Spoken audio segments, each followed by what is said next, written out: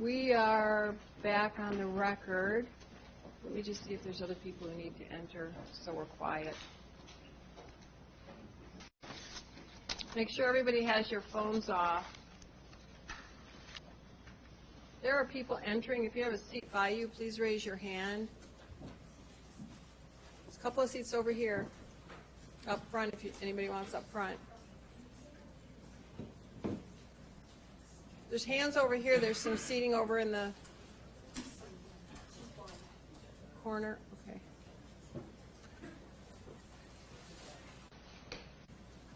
I think we're good. Thank you for that. All right, we are back on the record, and previously read a statement on her behalf to the court on our first day here last Tuesday.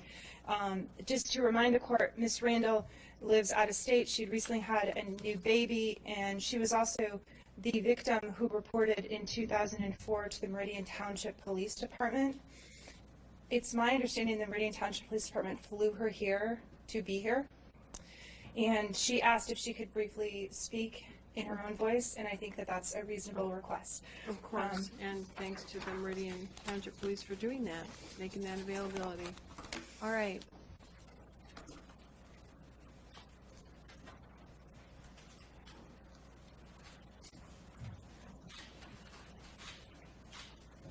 Accompanying her at the podium, Your Honor, will be her brother and her mother. Thank you. Thank you for making the trip. Thank you. Please state and spell your name for the record. Brianne Randall, Brianne Randall. You may proceed. I apologize. I'm very Nothing to nervous. apologize. Just take your time, okay? Your Honor, thank you for the opportunity to speak here today and for your supportive words for all of the survivors. I will keep this brief as Angie previously read my statement. Originally, I was hesitant to come because I live in Seattle and did not want to leave my 7-week-old son.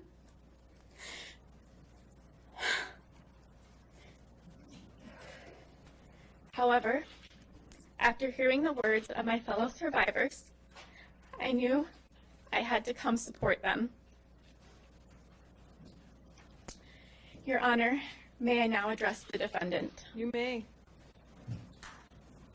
Mr. Nassar, do I look familiar to you? Do you recognize my name? I was a 17-year-old that reported your abuse to police in 2004. You used my vulnerability at the time to sexually abuse me. I reported you to police immediately and had a rape kit done. The police questioned you, and you had the audacity to tell them I had misunderstood this treatment because I was not comfortable with my body. How dare you? Sadly, they took your word instead of mine. I am here today to tell you I wasn't afraid of you then, and I'm sure as hell not afraid of you now. Your power has been taken from you by an army of strong women. I will leave this courtroom today, fly home to Seattle, to my loving husband and son. You, on the other hand, will spend the rest of your life in prison thinking about the pain that you have inflicted on so many people. I now work as a family practice physician assistant. I am shocked by how many of my patients have been victims of sexual abuse. Today, I ask all parents, police, institutions, including MSU and USAG, and other authority figures, to please listen to children when they report abuse and take action. Mr. Nassar's abuse went on for too long because nobody was listening to us. The time is up for you, Mr. Nassar, and for all perpetrators. Thank you. Ma'am, thank you. You are very strong. Congratulations on your family, your new Thank you. baby, and I so appreciate that you took your time away from your child to be here and speak your own words. We've all heard you, and your message is one for change and for voices, people like you in the medical field, to be the voice for those who can't speak. And that's such an important message, and you are a hero, you are a survivor, and you are part of this strong army that's only getting stronger. And you coming here is so valuable for everyone, including your own healing, and I know you know that, but you have just faced him head on, directly to the point, and I'm honored that you did it here in front of everyone, and that now you can let go of all this and live your happy life with your beautiful family. Thank you. Thank you so much.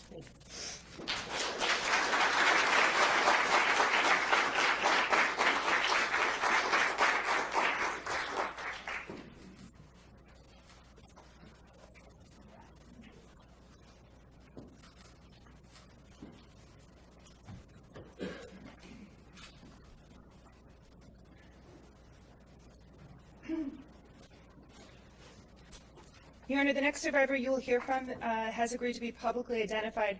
Her name is Michaela Thrush. She is right behind me. And tell me who is my fiance. Okay, her fiance is accompanying her to the podium, and I have displayed a photograph of her at the age of the abuse. Thank you. Can you adjust the microphone down a little bit? Thank you. Could you please state and spell your name for the record? Michaela Thrush, Makayla Thrush. Thank you. What would you like me to know? I would like to start out by saying that I was a gymnast at Geddert's Twist Arts from the age of 7 until the age of 17, but I've been doing gymnastics since 3. Gymnastics isn't just about fancy leotards, beautiful medals, trophies you can get from winning a competition. It's blood, sweat, lots of tears, and long hours. But we all loved it. It was our life. Our teammates were our sisters, and the gym was our home away from home. I have been dealing with many mixed emotions the past few weeks, some of it having to deal with the enablers of the abusers trying to get out of their screw-up. There isn't one bone in my body that doesn't hate John Geddert for everything he has done to me in my career. I would like to address one of the enablers of this disgusting monster, if that would be okay. You may. John, remember me? The little girl who switched gyms at the age of 7 in hopes that you would turn my dreams into a reality. The little girl whose gymnastic skills at the time were so horrible. I didn't even know if I was a lefty or a righty. I felt lucky to be training at the best gym in the country. Gymnastics was my life. I loved it, and Twist Arts was my home away from home. You were the most encouraging person I had ever met. At one point, early on in my career, you even wrote an article about me in the newspaper when I won a meet. I think this was all just a stage for you, or maybe I was just too young to see the coward and bitterness in you. As I got older and you coached me more, you made me feel like the biggest failure in the gym. I worked so hard in that gym, 24 plus hours a week, for the sport I loved, all for you to be verbally and physically abusive to me. I won many state, regional, and national titles, but that wasn't good enough for you, apparently. I will never forget the time you sat me in your office and you told me a Big Ten school was not going to be in my future anymore. Maybe I would have done better if I could actually eat real food before competitions, not just salads. I suffered from eating disorders at the age of 13 because of the stupid weight limit you set for us. And if we were caught eating something we weren't supposed to, you would make us scrub the bathroom floor with our toothbrush. You even walked through our locker room without any warning while we were changing. I hope you finally come to realize that it was you who ended my career. Do you remember the time when you got so mad at me, I don't even know why, that's just who you are, and you threw me on top of the low bar, ruptured the lymph nodes in my neck, gave me a black eye, and tore the muscles in my stomach? Well, you did, and that ended my career, John. You told me to kill myself, not just once, but many other times, and unfortunately, I let you get the best of me, because after you ended my career, I tried.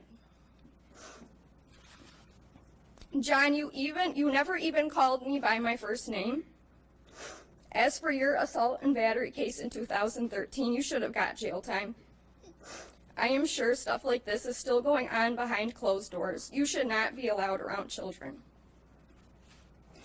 There were countless other times the abuse like this happened, but those few will stick in my head for the rest of my life. We all know you don't care, John, or you would be taking responsibility for this instead of trying to keep your name clean. For once in your life, be there for the girls whose lives you've ruined. You are nothing but a coward for trying to remove your name out of this case. And asking for prayers for your family disgusts me. You are a disgrace to the gymnastics community. What's even more disgusting is the fact that you let Kathy Klages in your gym to coach after she stepped down when you knew she silenced so many victims. What else do you have to hide? Whether she was just a fill-in or not, it was still a slap in the face for all of us. The little girl who you treated like a rag doll is not so little anymore, and I am not afraid to stand up to you. You're a horrible gym owner and just as bad at keeping Twistars a safe place. Thank God USAG is suspending you. Greatest gym in the country? Yeah, okay. Owners like that don't hire someone to sexually abuse young girls, let alone bring in another coach who silenced so many victims. I believe that this will continue to go on until one day someone finally steps up and shuts that gym down for good. Now I would like to address Larry Nassar, if that would be okay. You may. I started seeing Dr. Larry at a young age. Gymnasts have countless numbers of injury during their career, and let me tell you, gymnastics does in fact live up to being one of the hardest sports in the world. So I would like for you all to realize how often I saw him given that statement. It was definitely a weekly basis and hundreds of times in my career. I saw him at his office after hours, at the gym where I trained, and even in his basement. I thought the training I endured during my career was the hardest thing I would have ever had to do, but this definitely tops it. I kept so much trust in you, Larry.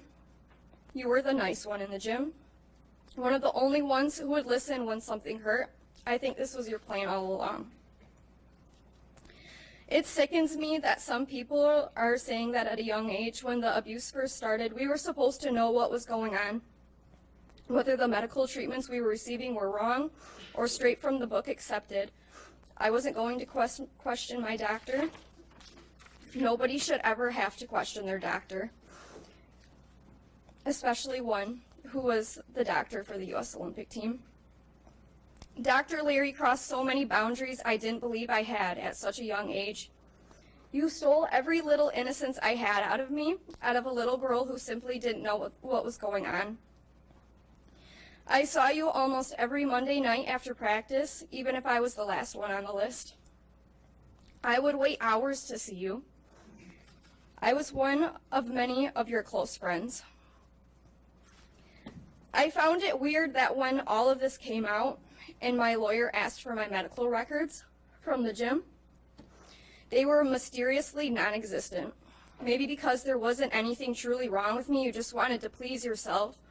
Or did you just have a former doctor who assisted you destroy them just like she did to the child pornography on your laptop? I will never know. I also saw you in your basement. This was where most of the magic happened. Right in front of the fireplace, where you'd place some sort of lotion to warm up. You'd rub me down with it, and a lot of the times end up internally with no explanation. You never even wore gloves. It hurt. I can't tell you how many times I wanted to cry every time I sat down. This was hours of nonstop sexual abuse that didn't help my injury.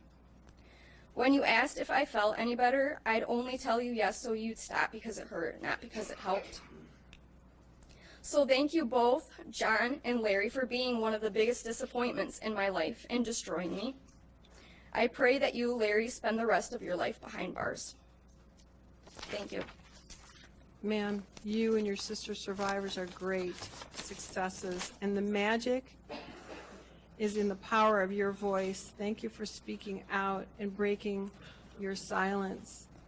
I hope that you heal, Thank you. and I hope that with the strength of the other survivors, if you ever need anyone to talk with, you know they're there, and this speaking out helps to heal you once and for all, because I know, and you've said it, and the other gymnasts have said it, you won't forget, No, never. but your healing is everything that counts and everything that matters, and he will be behind bars, and there is nothing that will heal him, nothing, and he'll remember what you said. I know he will. I hope so. Thank you. Thank you.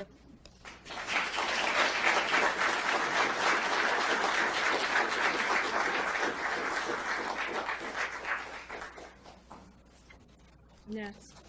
Your Honor, the next survivor, I believe, wishes to remain anonymous. This may have changed.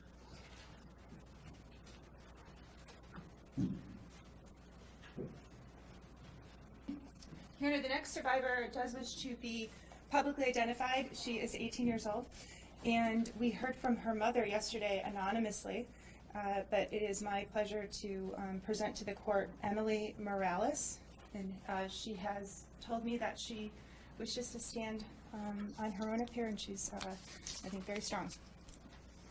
Thank you. Please state and spell your name for the record. Emily Morales, EMILYMORALES. Thank you. What would you like me to know? I first want to say thank you to Judge Aquilina for listening wholeheartedly to each and every one of us. Thank you for your patience, time, and compassion. I also want to say thank you to all of the beautiful young women who have spoken up and inspired me to come share my story as well. Like many who have shared, I grew up in gymnastics. I remember running around the house, never taking off my leotard. I always wanted to be in the gym. As I grew, I got better and better at gymnastics, but my body also began to get injured much easier. I developed a nagging back pain, which I put up with for quite a while, as that is what you do in gymnastics. You work through your pain. However, the pain worsened over time, and it was recommended to me that I see a doctor who was known as the gymnastics doctor. I was told he had helped countless athletes recover from injuries and that he was the best of the best. I was eager to finally address my pain so that I could get back to practicing as normal. I remember being nervous for my first visit, but excited to see this nationally recognized Olympic doctor. As you have heard, his exam room was covered in pictures of athletes and Olympians who had written him thank you notes and given him gifts. I gazed around the room, admiring everything I saw. When Larry came in, he was so kind, compassionate, funny, and reassuring. All my fears were relinquished. He worked with me for a long time that day. He told me all the things that were wrong with me. Scoliosis, an extra vertebrae, super tight muscles, a short left leg, the infamous weak cheerleader butt, offset hips. I was a mess. This led to many follow-up appointments where he did all of those stereotypical Larry things.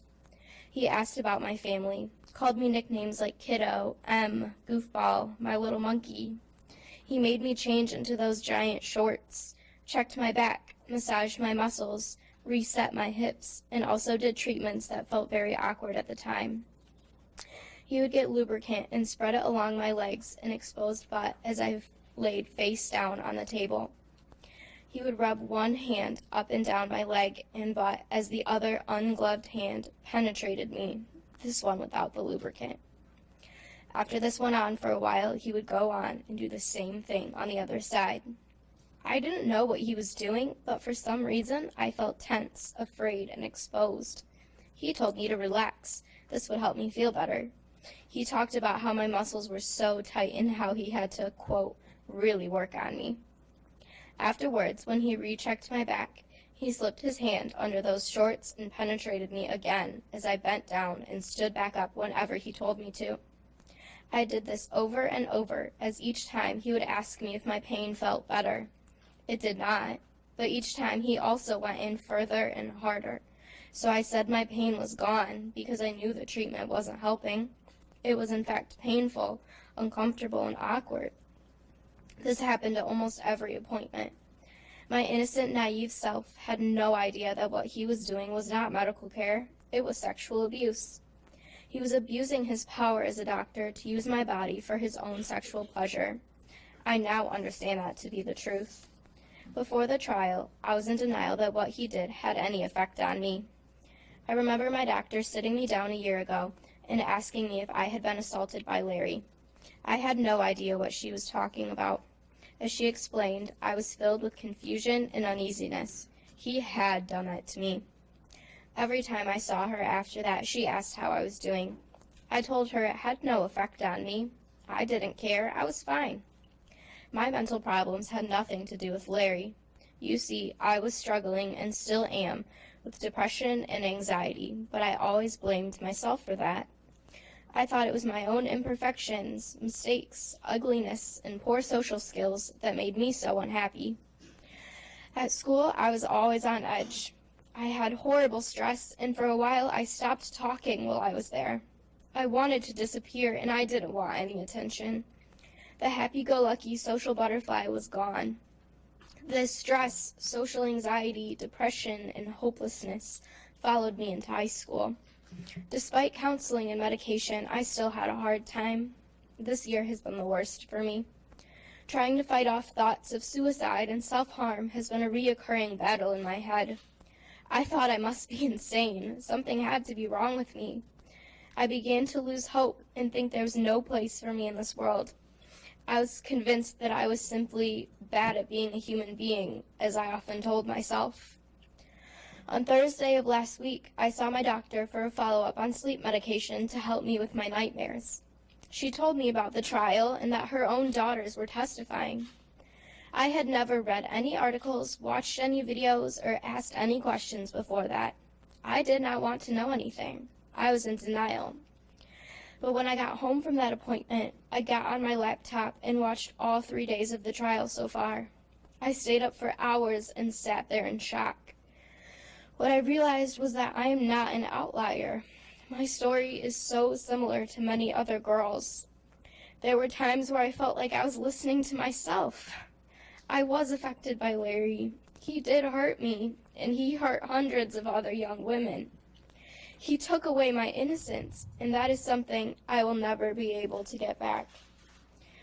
Something so precious that was created by God with the purest of intentions was completely devalued by him. I feel sick just thinking about it. The little girl he called his favorite Fierce 5 fan was in fact his victim. But thanks to the court, I will never be victimized by him again, and I will also never let him win. I will not take my own life. I'm going to take it back. Well, I will never get back those years of mental suffering. I want my old self back. The me I was before Larry. I want to be joyous and confident again. May I address the defendant, please? You may. Okay. Larry, you made me feel so special. I looked up to you so much. You were the best in your field. Coaches and doctors praised you for your abilities. I wanted to be just like you. You helped me heal the countless injuries I experienced in gymnastics. And not only did you help me heal, you established a relationship with me. My picture was a thank you, with a thank you note was added to your wall, because I thought you were the greatest.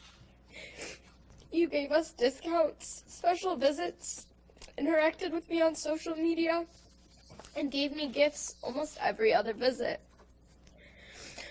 I remember the day you gave me the 2012 Olympic tea towel from London with all of the girls' signatures on it. It brought tears to my eyes. I had just been told that yet again I was sentenced to the sidelines, and you cheered me up with a gift I truly treasured. It hung in a shadow box on my wall for years. You used your power to get close to me. You weren't just a doctor. You were a trusted friend. And I think that is why I have been in denial for so long. I did not want to admit that you betrayed and deceived me. I still believed in you and had sympathy for you. How could I have been so naive? How could a person that I thought to be so genuine and kind and caring be in fact the opposite? I will never understand. But now that I've said that, I want you to look at me. I believe in forgiveness, Larry. You and I are human beings. We make mistakes. Although you have hurt me, I want to forgive you and feel closure and move on to healing in my life. I want you to apologize to me right here. I want to forgive you, but I also want to hear you tell me that you regret all the hurt you caused. Thank you. To USA Gymnastics, the United States Olympic Committee, Michigan State University, and John Geddert, I have one thing to say to you. Don't you ever let this happen again. Thank you. Ma'am, I think your words will help. Let it never happen again. And defendants should feel tense and exposed hearing the strength of your words. You are a perfect human being. What he did to you and the countless survivors is nothing. It does not defeat you. It does not define you. You have grace. You have perfect social skills. And you just proved it at 18. I promise you I could not have stood here and said with such composure what you did. You are a fierce survivor. Your voice and strength are a gift not only to you but to everyone and your sister survivors. Thank you so much for being here. Thank you.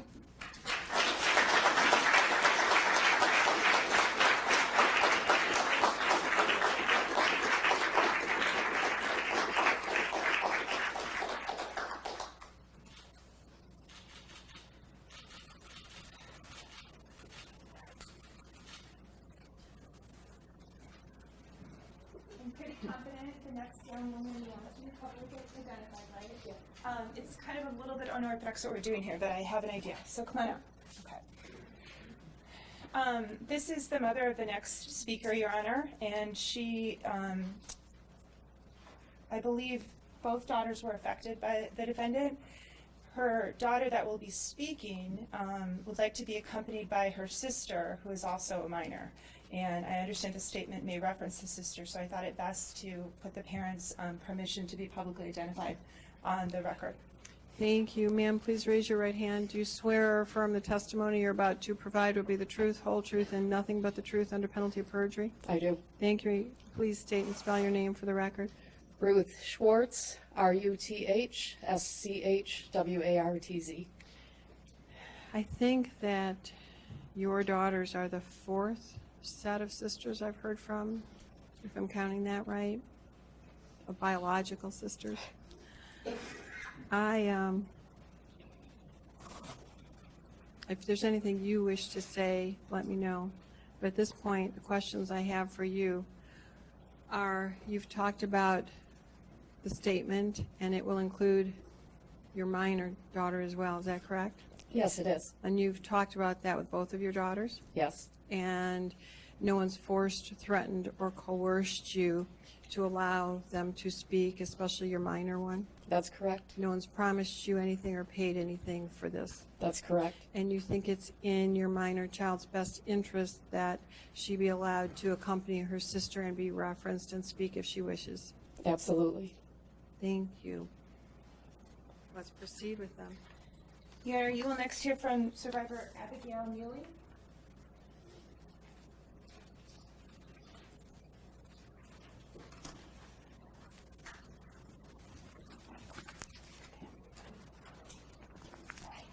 All right, please state and spell your names for the record. Abigail Mealy, ABIGAIL MEALY. And Amanda Mealy, AMANDAMEALY. All right, so are you the minor? Yes. Okay, and you're the speaker. Yes. And if there's anything you want to add, well, let me know, okay? All right, you may proceed. To start off, I want to thank all of the other brave women that have come forward and told their stories, both publicly and anonymously. I would not have the strength to be here today if it wasn't for your fearlessness. Thank you for helping me process what has happened to us through your bravery and willingness to share your stories. Thank you for helping me and all of us survivors begin to heal. And thank you, Judge Aquilina, for allowing all of us women the opportunity to speak. As I'm standing up here today, I'm honestly having a hard time processing the fact that all of this is really happening. When this nightmare all began, I never thought I'd be able to face you again. But here I am, standing in front of you, backed by the power of hundreds of women, to try and put into words just how your molestation of me impacted my life. Well, you know what? There really are no words to express the amount of pain that you have inflicted. There are no words to express the amount of confusion you have caused. Words cannot begin to explain the absolute terror that you have imposed upon the lives of all of us innocent survivors. But I owe it to myself, to my sister, biological, and to the rest of my sister survivors to tell my story as best I can, because we will not be silenced by you any longer.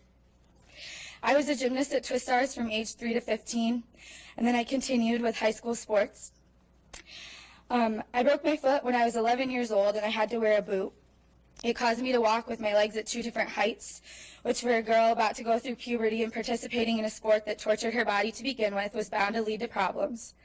Sure enough, I was experiencing pretty severe back pain within a couple of weeks and was told by my coaches that I needed to see Larry on Monday night after practice. Can you slow down a little? Yeah, sorry. Thank you. It's okay.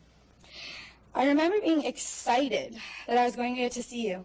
I was excited that I was going to get to see Larry Nassar because it was a privilege. Can you believe that? It was a privilege to see a child molester. I saw you on Monday nights for a few weeks to get treatments for my back, which, by the way, I now realize is a bit strange that I never received an actual diagnosis for over the 10 years that you treated me. But I went back to see you every Monday because you were Larry, the best gymnastics doctor in the world. What you were doing couldn't be wrong. Who was I to feel violated by this? And anyways, my foot healed soon enough. I was back on my 2 feet practicing. I wouldn't be needing your treatments anymore. It would all be okay now, wouldn't it? Wrong. This story had just begun. From that broken foot at 11 years old on, I had injury after injury. I required 5 surgeries, and all of those injuries, with the exception of these surgeries, were treated by you. Looking back at the years I spent being treated by you, I think I figured it out. It's like you had this elaborate system set up for us innocent girls, your victims. It's like we moved through these levels of your sick, messed up world in which your abuse of us got a little bit more intense each time we leveled up. I started with Monday nights at Twistars. Then I got to see you at MSU after hours.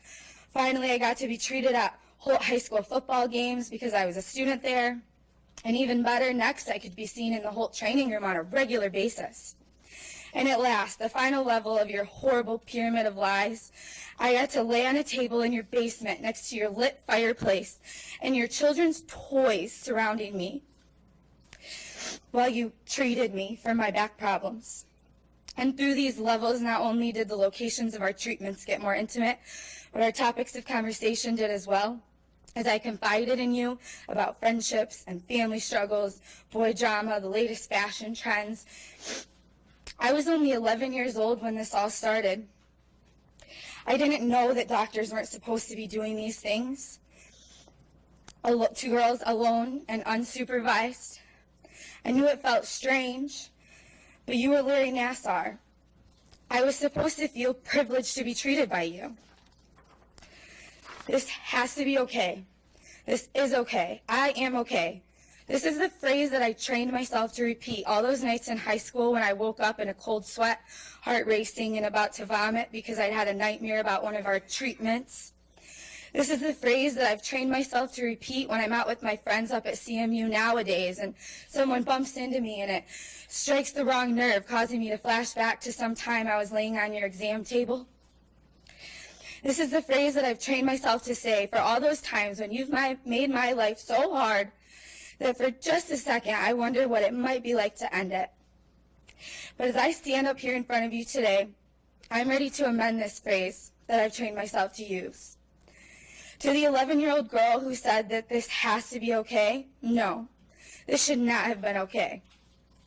To MSU, USAG, and whoever else is responsible for creating an environment in which this monster had unsupervised, uninterrupted, unprecedented access to hundreds of victims, you should have prevented this.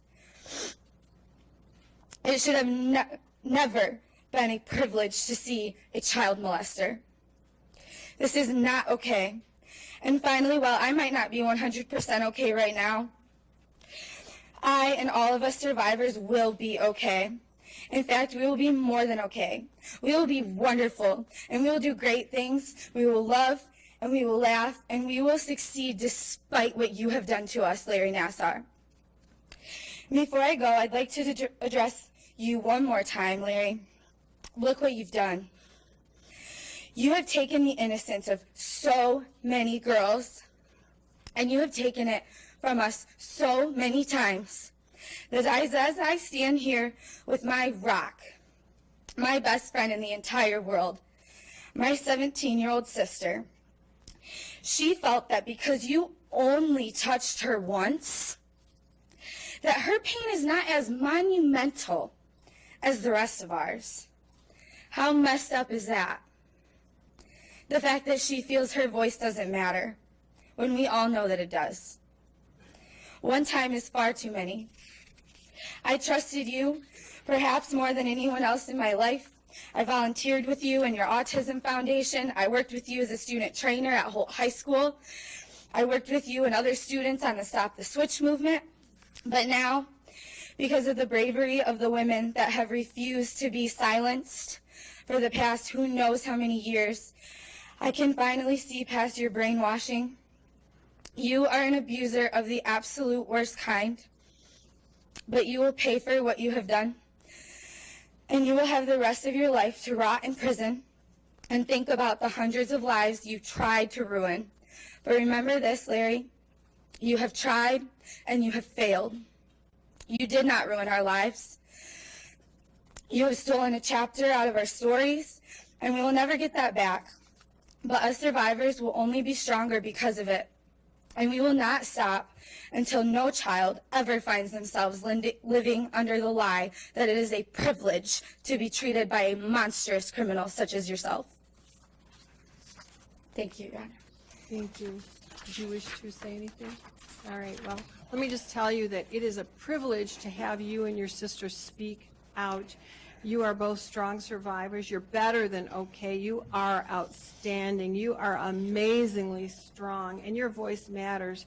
And you are absolutely right, and I am so glad that you said that even one time is not okay. The right number is 0, is never. And with your strong voices, you are helping others see that. Thank you so much for being here. Thank you.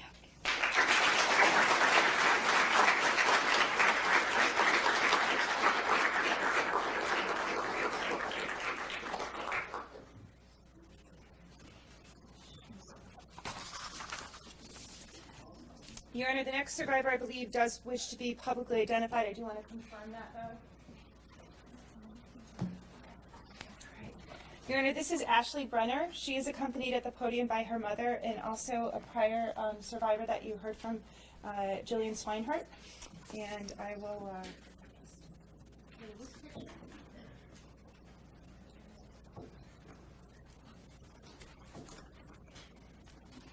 Thank you. If you both want to come up a little bit closer in case she needs you. And ma'am, if you can just put the microphone up a little bit. Perfect. Could you please state and spell your name for the record? Yes, Ashley Brummer, ASHLEY BREMER. What would you like me to know? To begin, I would like to thank you for giving me the opportunity to let my voice be heard today. Your kind gestures and your encouraging words are not going by unnoticed. The sole reason I stand before you is to make sure the defendant is granted with the time he deserves and to bring attention to how crucial cases like this are. Not only do they greatly impact everyone involved, but all of the young girls and women out there that have or will go through a similar situation in their lifetime.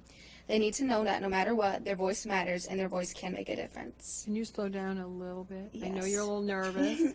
All right, just pretend you're talking to me or your mom, okay, and slow down a little. Okay. Thank you. In this moment, I would like to specifically address one instance where the defendant used his good nature and what seemed like sincere care to prey upon me as a young girl. In the summer of 2015, I started developing back pain. My first instinct was to immediately contact the defendant. I'd seen him for every gymnastics injury I've ever encountered, so there was no doubt in my mind that he would take care of me. We reached out to him, and sure enough, we were amazed at how quickly he altered his schedule to see me the very next day.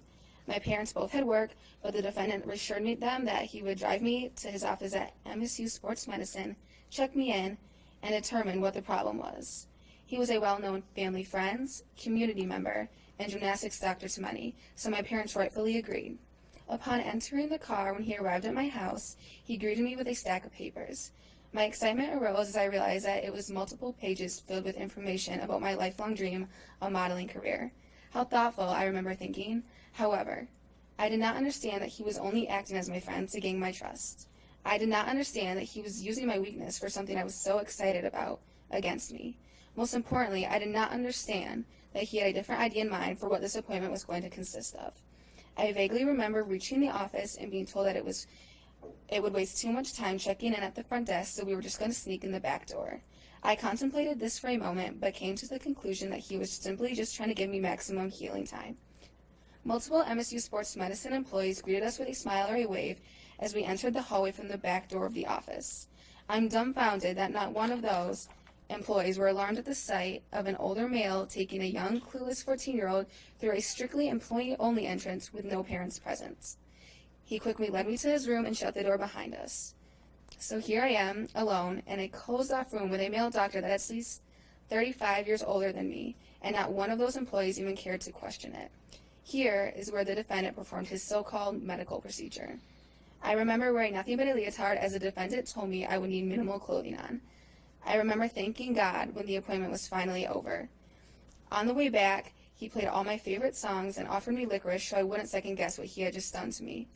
It was from this day on that I started to fear seeing my own doctor. Although feeling great discomfort towards this man, I granted him the benefit of the doubt and figured he knew what he was doing. I continued to see him, but every time resulted in a little more unease for me.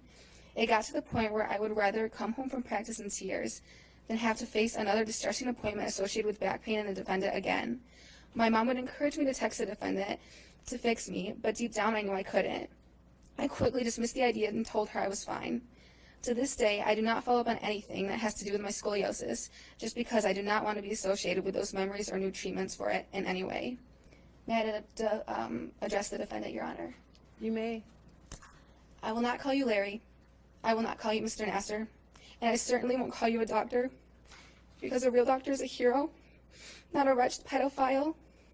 I will call you nothing but defendant because, frankly, I don't even think you're worthy of a name. You have taken hundreds of joyous little girls' childhoods and scarred them with memories of disgust. You are the definition of a two-faced individual. You mastered the mask of a good man because that's what you wanted everyone to see you as. Your whole life has been filled with nothing but fake relationships and temporary happiness. Tell me, was it worth it? You have to sit here and see countless courageous women stand up to you for all the horrible things you did to them, all while they are accompanied by dear friends and family. You have to sit here and watch everything you're not. You have to sit here and witness the connection of love and support that you will never be able to obtain again.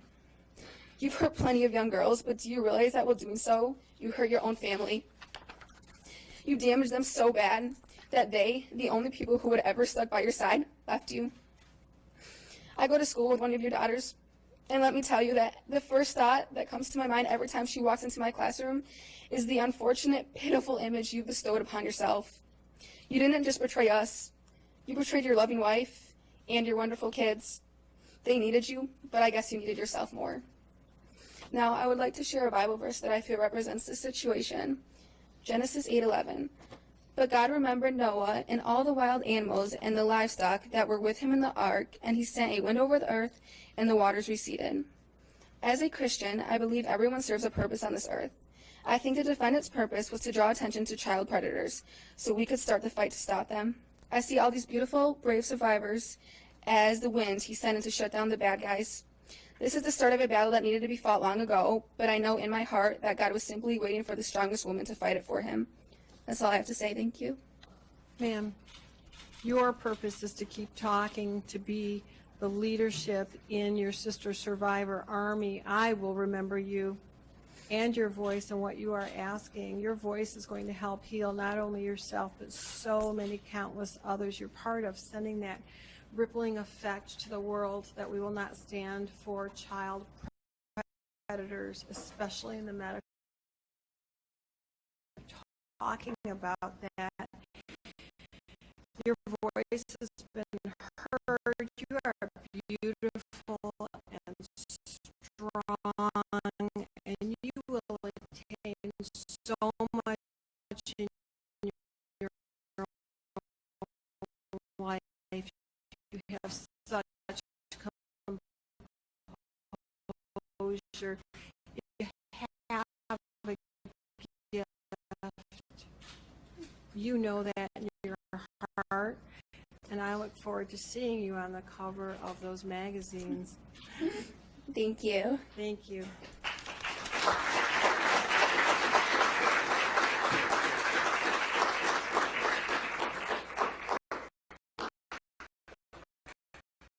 I believe for the next survivor, her parents are going to be speaking on her behalf, and they have all requested that she be anonymous.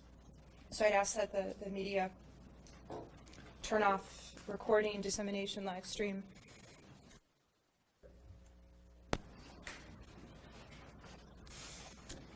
Your Honor, the next survivor you will hear from is Brooke Heileck. She's number 150 on your list, and she is accompanied at the podium by her mother and father. Thank you. Can you move that microphone up a little bit? Just bend it up a little. Perfect.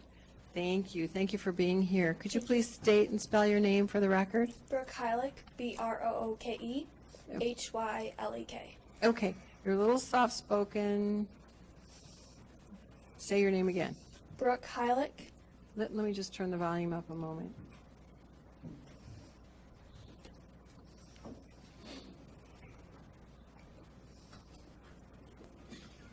Okay, say it one more time. Brooke Heileck, That's better. Brooke, Hylek. Thank you. You may proceed. I just want to start by saying thank you for having me. And I'm going to read a quote first. A woman with a voice is by definition a strong woman. I am not a victim, I am a survivor. And today is the day I get to tell my story. It has been hard for me to come to terms with all that has happened to me. But after seeing all these strong women, strong, brave women come out and speak, it has given me the strength to come here today. The first time I saw Larry was on a Monday night at the gym. Every Monday he would come to the gym and everyone was always so happy to see him. All the girls loved Larry and trusted him. Well, not anymore. Everyone is disgusted that Larry was ever in our lives. Eventually, as I got into higher levels, I started to see Larry more frequently. My first visits were very quick and easy and nothing ever happened. He was gaining our trust. As my injuries became bigger and I was in more pain, I had to see Larry more often. This is when it all started. One of my legs is shorter than the other, so my back was always out of place or my leg would get jammed. I would go see Larry to get treatment. I would always bring shorts because he couldn't adjust me with my pants on. I didn't bring anything. I didn't bring shorts. He would have shorts for me to put on, and he would give me his daughter's shorts to wear. Well, my young, innocent self would never have thought that the reason I had to wear shorts was so these horrible things could happen to me. All I ever wanted to do was feel better. I didn't know that what was happening was wrong at the time because it was happening to all the girls who saw him. No matter what type of shorts I wore, even if they were tight, he still found a way to get inside of me. During one of my appointments, he asked me if I had started my period. I was confused why a grown man would ask me this. Once I told him no, he replied, well, if it ever started, let me know and I'll stop. I was so distraught by what he said, and it never did any good. I never told anyone because I just thought it was normal treatment that was done to everyone, but my young self was wrong. When the first new article came out, I didn't believe it. I still believed the treatments were to help me, not hurt me. My family believed him. We were all fooled by him. Larry was trying to run for school board president. It all makes sense why he was doing it. He just wanted to gain more access to young children. It makes me sick. Larry would see us all day, any day, so that he could have all access to us. He would even see us on holidays. As more stories came out, I began to realize things were not right. We all lost trust in Larry. I began to get depressed, and everyone saw it. My parents asked me if I wanted to see a therapist, and I wouldn't. I didn't want to face the truth. Well, here I am today, facing the truth to you. I couldn't believe that you could do this to so many people for so many years and think it was okay. Why? Why did you do this? Can I address the defendant, please? Please. You, Larry, are the reason why if a boy tries to talk to me, or if a man I've never been around in the same room, I get red in the face or freak out inside. I try to act as if I'm okay when I'm not. All I ever wanted to do was feel better and go back to the sport I loved without any pain. You took advantage of me. You took advantage of all of us. You made us believe that you actually cared about us. You talked about us like you were our friend. You were never our friend. All of this, everything that you did was not okay. After all this time, I thought if I just kept it inside, all the feelings would go away, but they never did. You ruined ruined so many lives in so many families. I can't believe that someone I thought was so nice and cared about me could do this. Oh, when your heart condition, first you have to have heart to have one. You don't have one. And it is nothing compared to all of us girls who are now mentally and emotionally scarred for the rest of our lives. I am a strong woman, and I am still a gymnast, and I'm going to be a collegiate gymnast. I will never let this break me. I am strong. You, Larry, are a disgrace of a human being, and I cannot believe I ever trusted you, and I will never forgive you. I'm happy you will be spending the rest of your life in prison. Enjoy hell, by the way. May you get everything you deserve and more. Thank you. Ma'am, you are one of those strong sister survivors, part of that army, and I want you to leave the scars here. You did nothing wrong. He did, and he should be nervous now. He should be nervous of his own mind. He's going to rerun all of your voices all day, every day. It's impossible to block out the army of strong female voices and what you've confronted him on. Seriously, ma'am, when you turn around and go to your seat and you leave this courthouse, we have people who clean the courthouse. Leave the scars here. Drop them. See, you're already happier. I can see you just uplifted. This has even further strengthened the strength that you're finding. And so I want those scars here. Can you promise me? Yes. Good. How about, I'm Army, so how about a stronger yes? Yes. Yes, ma'am. Thank you. Thank you. Thank you for being here.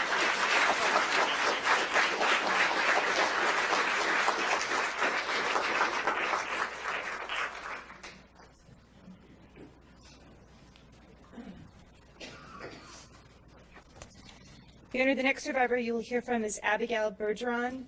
She is number 200 on our list, and she is accompanied at the podium today by her father. Thank you. Thank you for being here. Please state and spell your name for the record. Abigail Bergeron, Abigayle Bergeron. Thank you. What would you like me to know? Well, I would like to start off by thanking you, Your Honor, for allowing me to speak, and thank you for all of the strong women who have spoken before me. They have given me the strength to come forward and to let my voice be heard. I was really apprehensive to come forward at first because I did not want to be labeled as one of Larry Nassar's victims. But after watching all of these powerful women speak, I realized we are not victims. We are warriors who stand and fight. I do not want to be hidden in the shadow as an anonymous victim. I want to be a warrior who helped put an end to this type of abuse. My story starts off exactly the same as everyone else's. I was a gymnast and I sustained an injury. However, mine was a foot injury. I was recommended to go see Larry by my gymnastics coach because Larry was supposed to be God's gift to gymnastics injuries. My mom and I were so pleased to have been able to get into his office, even though it was an hour-and-a-half drive from my hometown. We were willing to make the drive to see the gymnastics doctor we hope would get me back in the gym. After seeing him for a consult, my treatment would begin. My mom would be with me in the room, but as like so many others, she was sitting in a position that could not see as Larry's back was to her.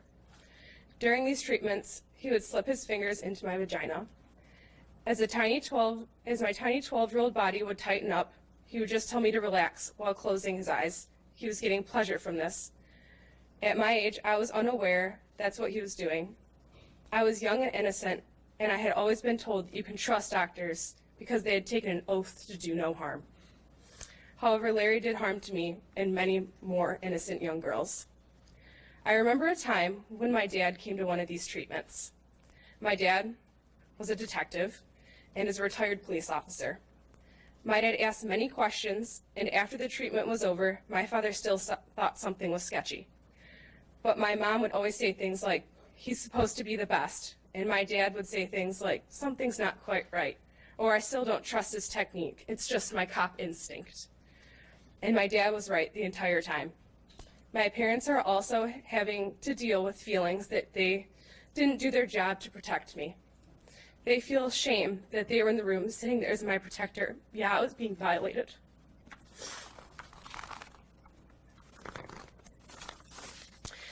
After all the treatments, Larry still told me that I would never be able to do gymnastics again.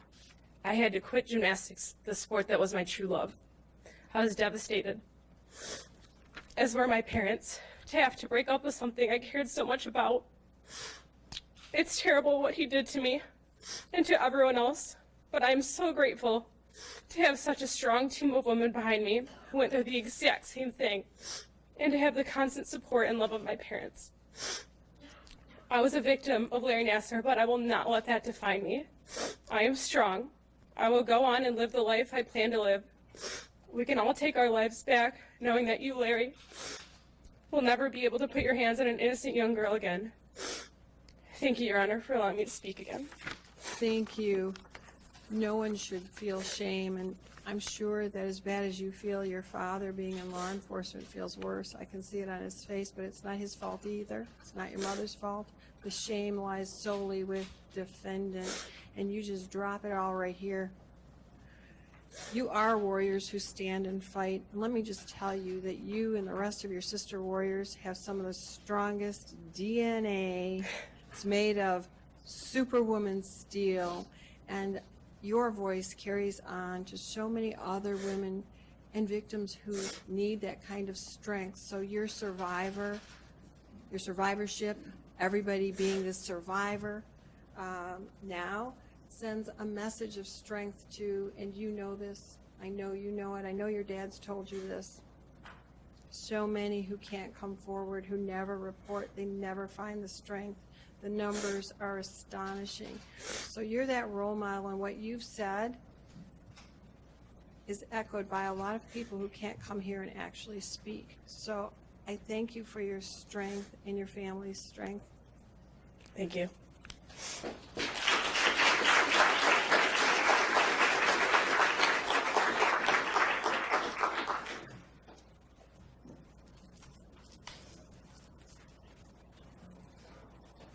Your Honor, the next survivor you will hear from is Emily Meinke. She is here. Is this your mother? No, that's your mother. I'm sorry, I didn't even look. I promise you don't. This is her sister. Strike that from the record. Okay. I'm not paying attention. She has asked to be publicly identified. Her photograph is displayed on the screen, and she just flew in from Florida today. Did she bring some warm weather with her? Okay. Thank you so much for being here, for making the trip.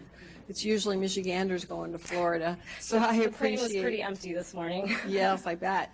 So I appreciate you making the trip. Please state and spell your name for the record. Emily Meinke, EMILY MEINKE.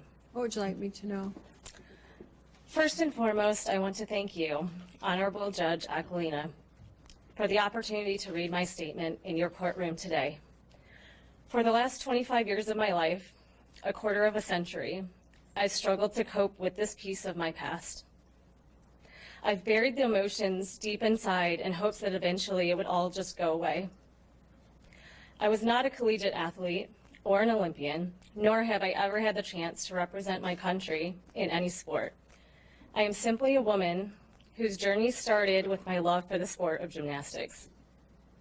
I was 3 years old when I watched Mary Lou Retton in the 1984 Summer Olympics become the first American to win the all-around gold medal. My mom often tells a story about how I began my gymnastics career walking on the beam, which was really the top part of our living room couch, and swinging on the bars, which was really the sailboat hoist at our cottage, and tumbling on the floor, which was really a series of couch cushions lined up to simulate the diagonal tumbling pass on a floor mat. She immediately enrolled me in gymnastics classes, and it wasn't long before I was invited to be a part of the Junior Trainer Program, an accelerated gymnastics program for young gymnasts who showed a high level of talent at an early age, which was an honor for me to join.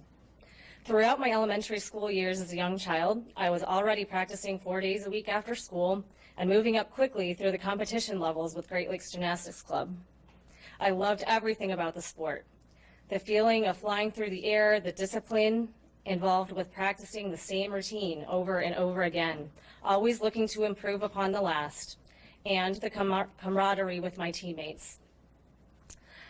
I was fully immersed in the gymnastics culture and was so incredibly committed to my sport and my gym that shortly after retiring in 1989, my father, who was a prominent, highly respected surgeon in the area, who was for a time chief of the Department of Surgery and president of medical staff at Ingham Medical, donated an exam table to Larry Nassar and Great Lakes Gymnastics Club so that Larry, the team's athletic trainer, could better treat the gymnasts and their injuries. It was on that very exam table, located in the back room of Great Lakes Gymnastics Club, that cold, dark, black back room where I spent hours of my life enduring the treatments that Larry insisted helped my back pain. I thank God that my father is no longer on this earth to witness the statements that so many women have made and to hear the details of the abuse that took place on that table. It would break his heart. In November of 1992, my world changed forever. At practice one evening, I peeled off the bars, landed on my stomach, and my feet flew over my head, folding my body in half. I somehow managed to pry myself off the mat and finish the workout. I even managed to attend a gymnastics camp the following weekend after my coach convinced me I was fine. He told me to suck it up, to practice through the pain. On the third day of the camp, I collapsed halfway through a back handspring from the severe back pain I was experiencing. After seeing several doctors here in Lansing, I flew to Boston in December to seek the care of a specialist. After a SPECT scan and physical examination, he diagnosed my injury as an L5 stress fracture. I was immediately fitted for a back brace, which I wore for 22 hours a day for 6 months to heal. It was following that 6-month period of time that I began to see Larry on a regular basis. I saw him for physical therapy, strength training, and flexibility to get me back in competition shape. That summer, I turned 12 years old. Early on, Larry created a safe environment by supporting me and acting as a confidant when my coaches yelled and screamed at me in the gym. He posed as a listening ear allowing me to open up to him and offering advice. He brought me and my teammates Skittles and Starbursts at meets, knowing candy was never allowed or tolerated by the coaching staff. I now know this was merely a grooming technique he used to gain my trust. He was kind, polite, and even charismatic in his interactions with my parents and other professionals, assuring them I was in good hands. My back pain never truly went away after the fracture. Later on in my gymnastics career, I pinched my sciatic nerve severely, which resulted in the permanent loss of feeling in a portion of my right leg. Initially, Larry's treatments for my constant back pain, sciatic nerve pain, and IT band tension took place in the back room at the gym at Great Lakes, long after practice was over and once many of the coaches had left for the night. The first time Larry performed one of his treatments, I remember thinking to myself, is this really going to help my pain go away?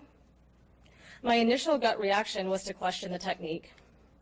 It was so bizarre and different than anything my physical therapists or any other physicians had done with me previously. I couldn't help but wonder how inserting his bare fingers in my vagina was supposed to make my pain disappear.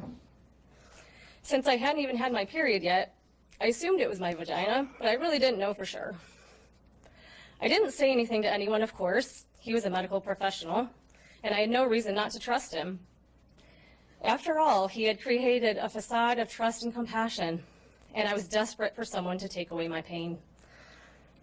I assumed this treatment was just what I had to do to accomplish that goal. I will never forget the smell of the lotion he always carried with him in his training bag, and the feeling of the scratchy, dingy, generic towels he used in the treatments to hide whatever was going on underneath. On occasion, treatments were arranged in Larry's home on Sundays, so there was no schedule conflicts, and so he could set aside more time.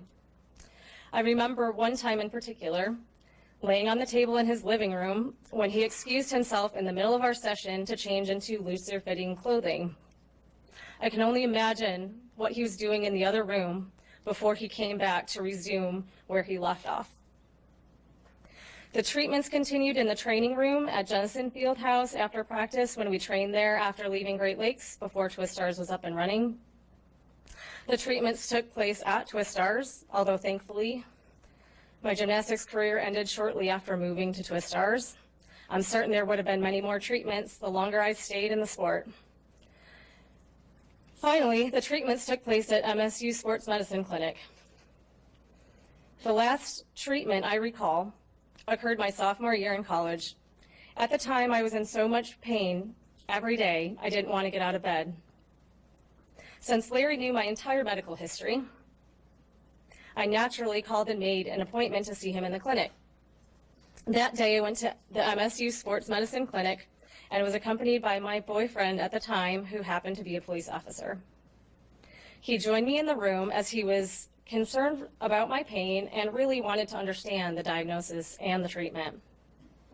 I had previously told him about Larry's treatments, and of course, he questioned the legitimacy of them, but I convinced him it was okay. In my gut, I had always questioned it, but couldn't imagine the implications to my psyche if my intuition was right and I had in fact been abused all those times over the years. When Larry came in, he was shocked to see another man in the room, but awkwardly introduced himself and began the treatment. He positioned himself between me and my boyfriend so nothing could be seen, and of course didn't talk about what he was doing underneath the sheet.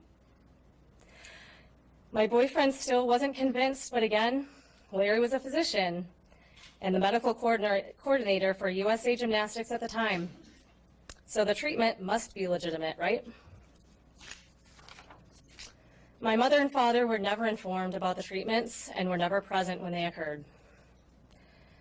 As medical professionals, both of them, they would have posed detailed questions regarding the physiological benefits and mechanism of the treatment and how that would help my injuries and pain.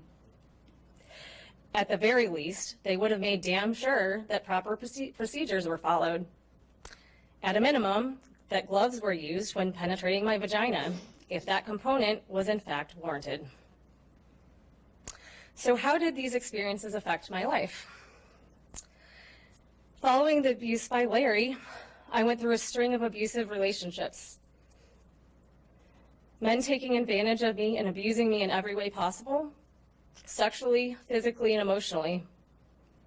It wasn't until I reached my 30s that I was able to stand up for myself, realizing the pattern of abuse was destroying my life.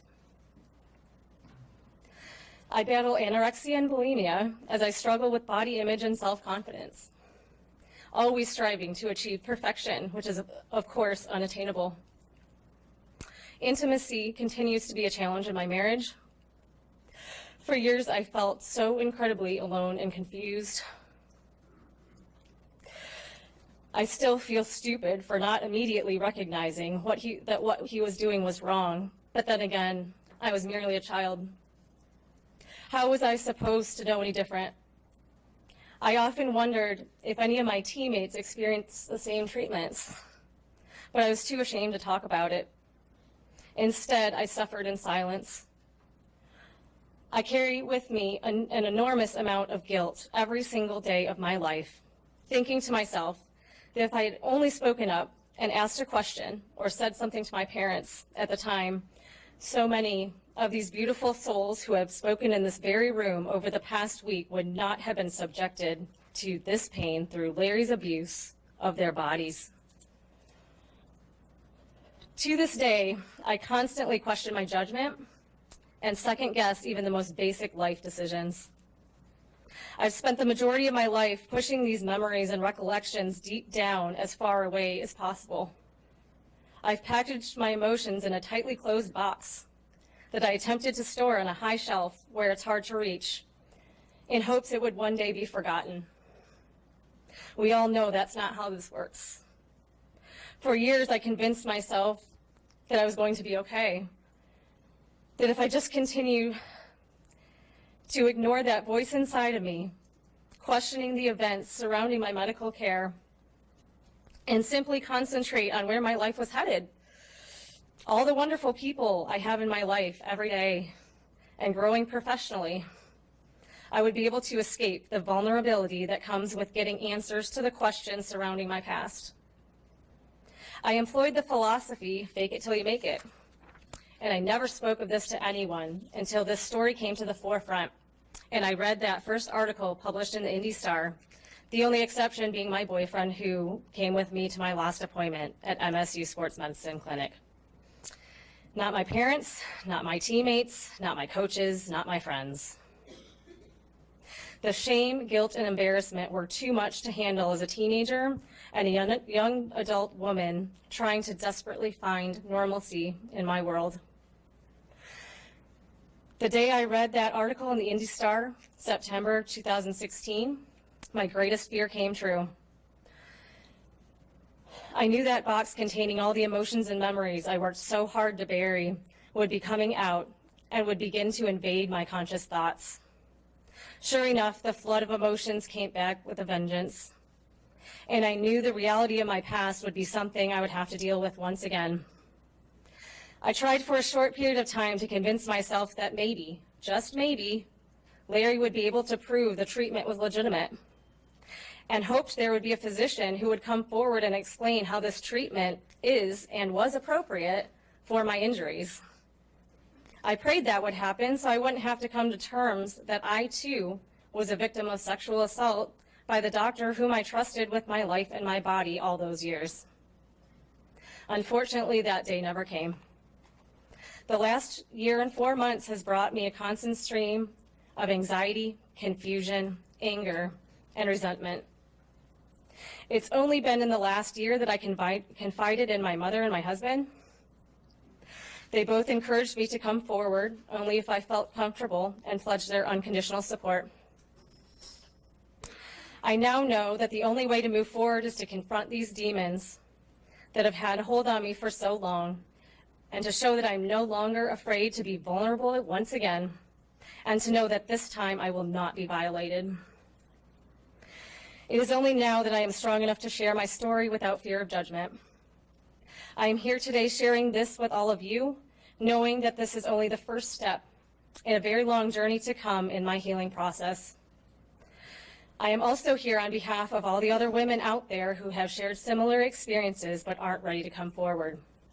We are one, we are in this together, and we must all stand in support for each other. Your Honor, may I address the defendant directly? You may. Larry, I was one of your first patients you cared for who sustained a back injury. You learned and practiced on my time and my body. You and I both know what transpired over the 10 years you were involved in my medical care, each despicable act.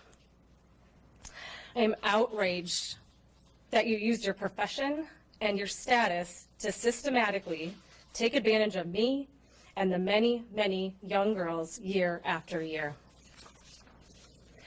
I am not here today to judge you. My God and your God will judge you at the end of your days, and he alone will decide your fate in the next world. I am here, however, to tell you that you no longer will hold any power over me. I am no longer imprisoned by this secret, and I am now free to take the next steps in my healing process. Your Honor, I applaud the survivors who had the courage to speak out, and I beg every young athlete who may be enduring something they feel is inappropriate to speak up, and not only to listen to their intuition, but act upon it. It's usually right on. In a world of club gymnastics, children are conditioned to ignore warning signs and to persevere, to dedicate their bodies and minds to do whatever it takes to achieve the highest accolades with no regard for the consequences. I'm here to tell you that it's not worth it. Nothing is worth this abuse. In closing, I want to take a moment to speak about a disturbing trend that's taking place in our society and how we collectively process information regarding claims of sexual abuse. As we begin to put all the puzzle pieces together in relation to the totality of this case, I find it astonishing that although there were many girls like me who never uttered a word and kept the secret to themselves, there were also a number of girls who did question these treatments and went to an adult. Yet, it's taken the public exposure and detailed regurgitation of traumatic events which affected over 100 women before MSU, USAG, and the USOC bothered to spend enough significant time investigating them, investigating the claims, and enough quality time and effort to take action. Let me pose a hypothetical question. Hypothetically, if an equal number of male gymnasts expressed similar concerns of abuse, including collegiate level gymnasts and even former Olympians, do you think it would have taken this long for someone in a position of power to take action and affect change? I find that hard to believe, especially in light of the sexual abuse case that took place at Penn State University in 2011. The number of victims was minuscule in comparison, yet the response was almost immediate, and changes went into effect swiftly and without hesitation. In my opinion, there's a glaring double standard, and it's time that we examine the roots of these inconsistencies and make a conscious effort to make significant changes so that never, ever happens again to any child. This is a revolution, and it's about time we hold the power. And you do hold the power. Your voice, your words are very powerful, and I know your dad's big heart was wrapped around you as you spoke. You've just faced your biggest fear, and you faced it with a vengeance. You said that you never represented your country. That's not true. You've represented your country by publicly speaking here with such dignity and such meaningful words. I applaud you, and you are now part of this sisterhood that has come forward. Sister survivors, the Army, it's not going away. It's gaining strength. And ma'am, I hope you keep talking, because your words were one of change and equality, and we need that. We need you. Thank you. Thank you.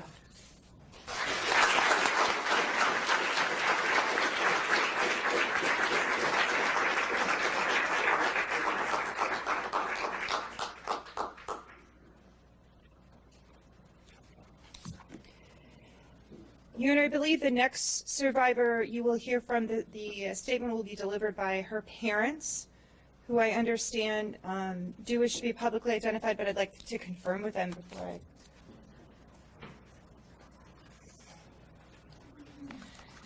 Your Honor, at the podium are Dr. Marty and Dawn Valley. They are here to speak on behalf of their daughter, Morgan, and they are comfortable with being publicly identified.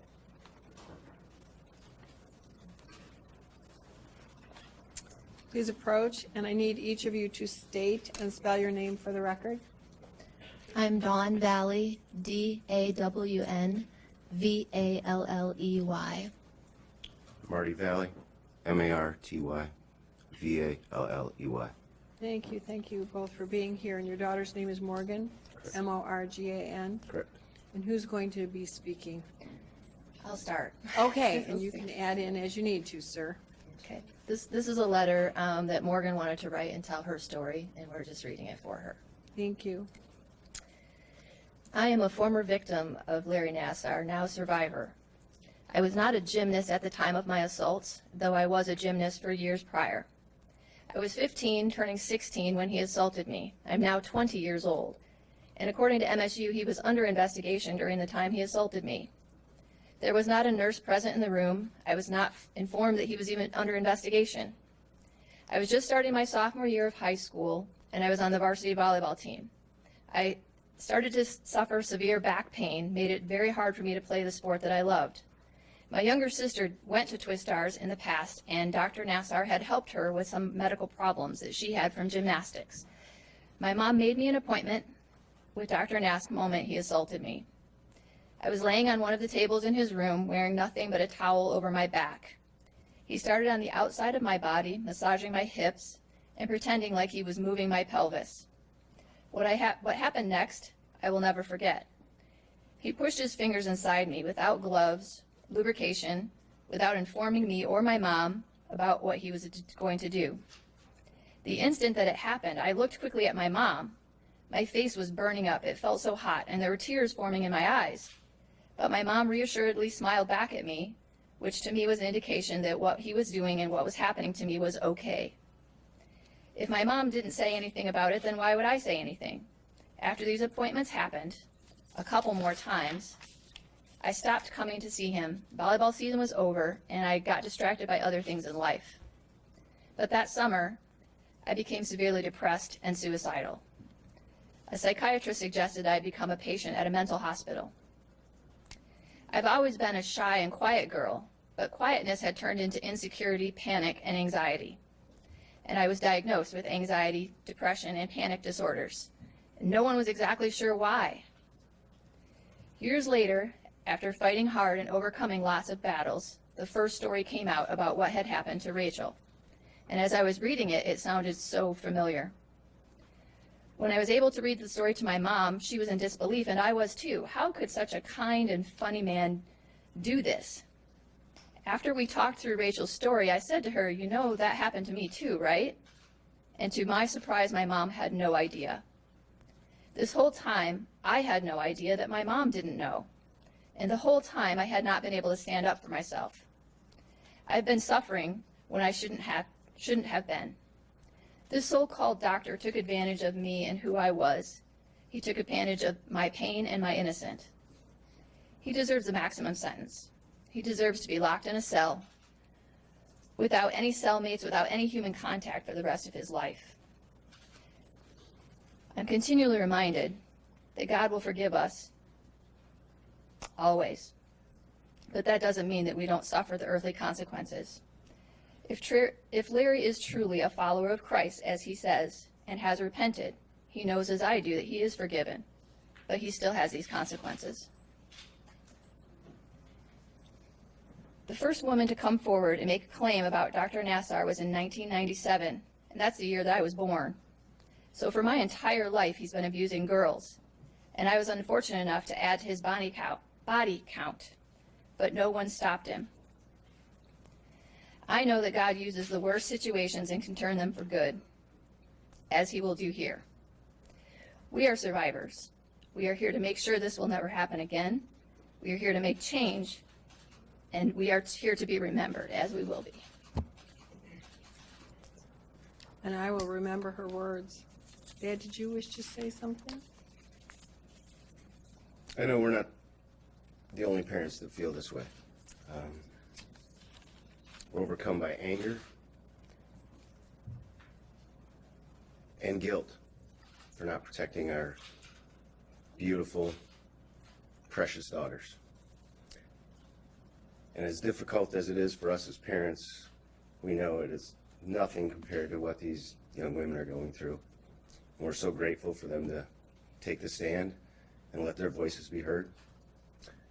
We do want to forgive Dr. Nassar as God has forgiven us. But this makes it all the more important that MSU and the people that allowed this to happen be held accountable. Thank you. Thank you. And you know, as I've said to so many parents who have nothing to feel guilty about, he's the guilty one. You didn't know he hid it. He was a mastermind at hiding it. In the legal business, we call it plan, scheme, design, and he certainly had one, and we have heard it over and over and over again. And I applaud your daughter's strength. I know she doesn't always feel strong, but she really is strong. If she wrote that letter, she's healing. And I want her to know that she needs to keep talking, that depression, that suicide, self-harm, all of these things, many of the sister survivors have talked about, was not the answer. Her voice will help heal her and countless women. And I think that's why she sent you here, not just to start her healing in a unique and different way, but to help all others. So she's to be commended. And I have heard her words and yours, and I've seen your suffering. I will clearly take that into consideration, and I know somewhere he's heard it too. Thank you for being here. Thank you.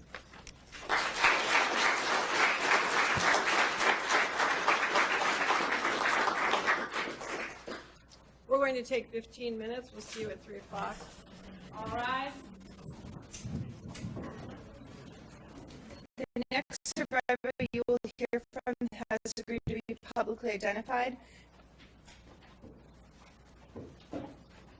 She's coming to the podium with her husband and her brother. And this is Christina Barba. I do have a picture. I present it to the judge. Yes. She's presenting the picture, Judge. As I previously indicated, I'd asked for survivors to provide us with a picture of them at the age of the abuse. Thank you. Thank you very much. Thank you for being here. Gentlemen, if you want to come a little closer in case she needs you, you're welcome to. Ma'am, please state and spell your name for the record. Christina Barba, Christina, last name Barba. Thank you. What would you like me to know? I hesitated in deciding to come today, like so many women have, because I thought, with 100 people, do you really need to hear one more? And also, I feel kind of old looking at some of them. They are young enough to be my daughters, and that's why I'm here, because it needs to be in the light. When I first heard the news reports about Larry Nassar at the end of 2016, I didn't believe them. I thought it must be a misunderstanding. I knew the real Larry. I've known him for 30 years, and he was my friend. I met him when I was 9, when I broke my toe at the gym. He taped my toes together and sent me on my way. I felt safe and unafraid. Often life in gymnastics was challenging, difficult, even traumatic. That back room at the gym was a safe haven. And he helped me with so many injuries that I lost count years ago.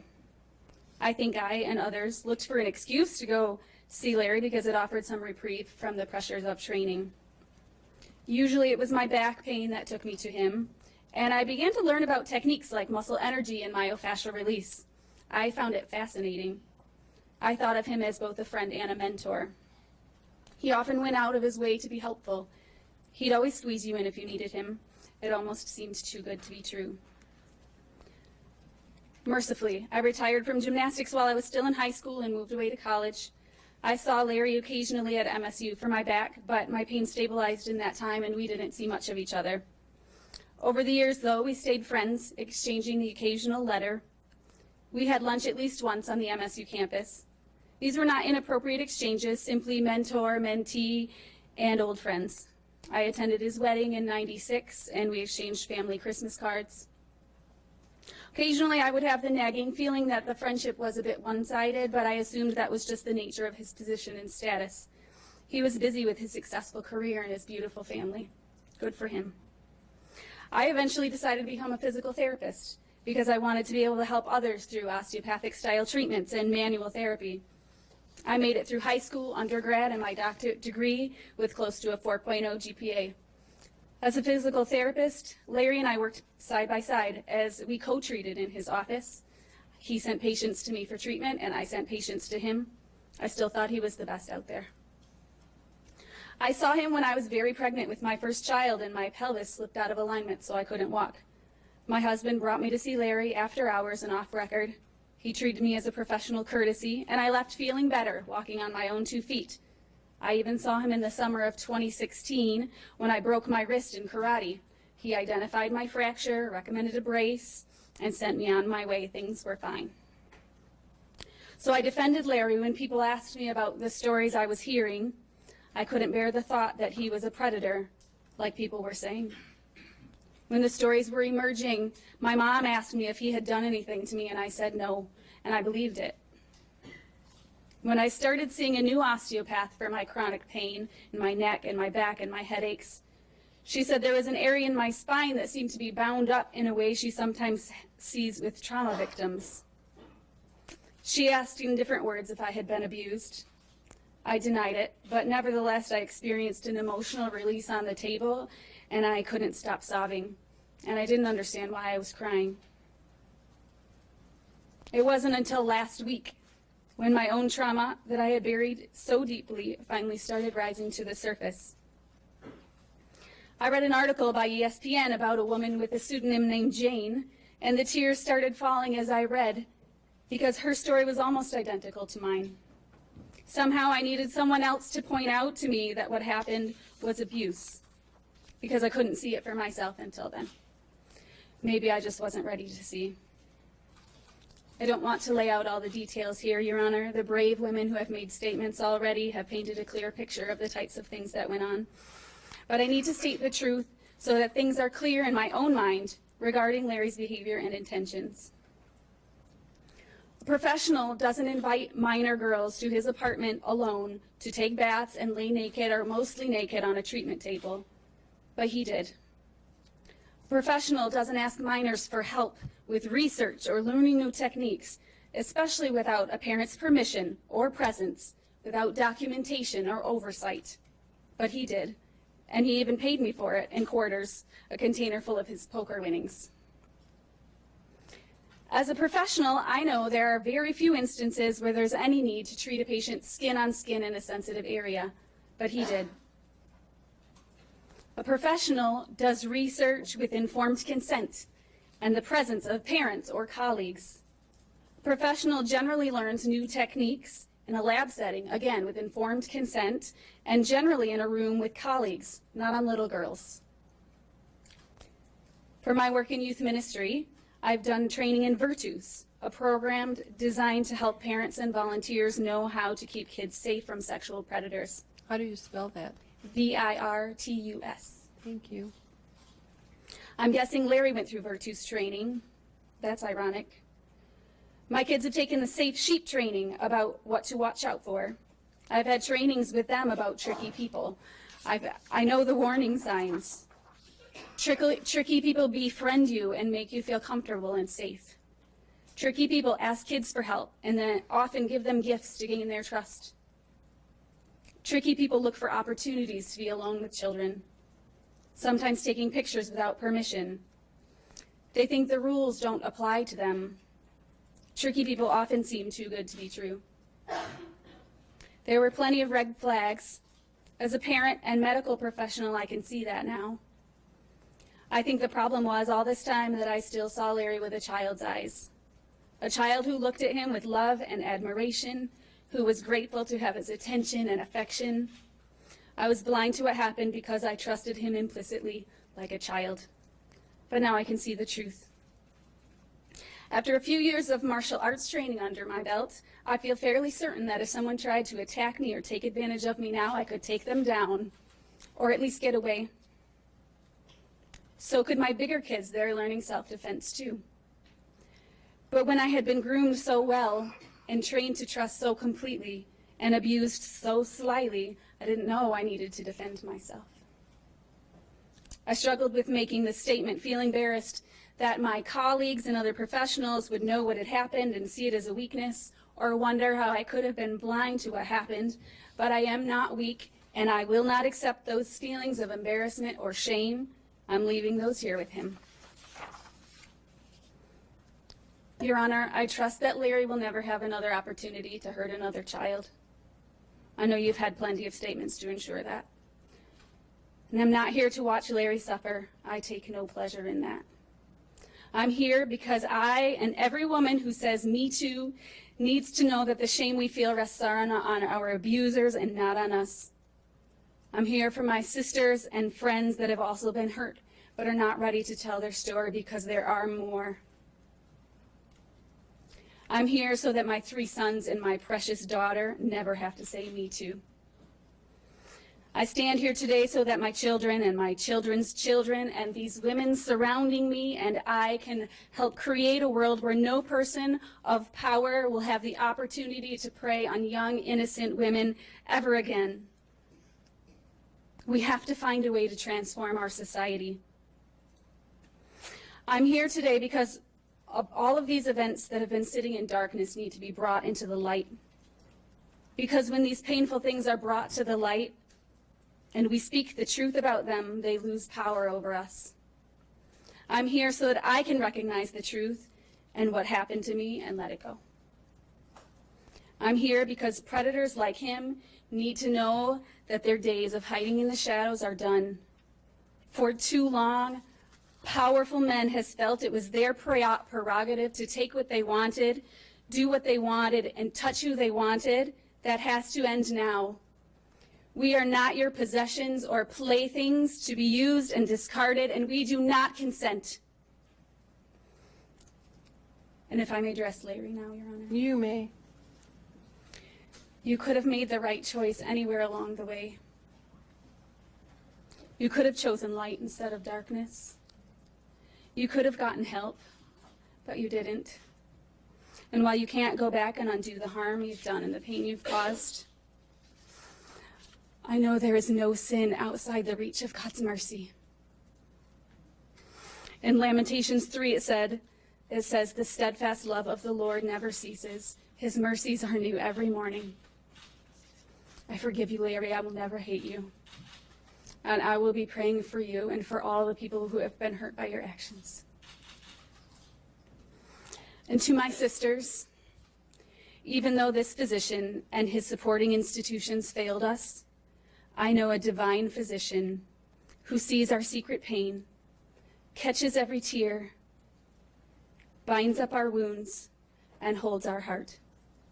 He loves us and longs to make us whole. Jesus said, I make all things new. He can make something beautiful with our brokenness if we'll let him. We know that a single candle can light a dark room. Imagine what all these flames can do. We will not live in darkness. We will burn brightly. And to all the abusers and predators and harassers and enablers out there, we will burn your pedestals and hiding places to the ground. All your darkest secrets will be brought to the light. We are strong, and we will not let you snuff out our light. Yes, we will burn brightly, and not with hate, but with hope, with new fervor and passion to make changes in our gyms and schools and churches and communities that will protect those around us and those that will come after us. That starts now. Thank you. You started out by wondering if I needed to hear another story. I do. I do need to hear, I did need to hear what you had to say, because it's not just me listening. At this point, the world is listening. I need to hear it for sentencing.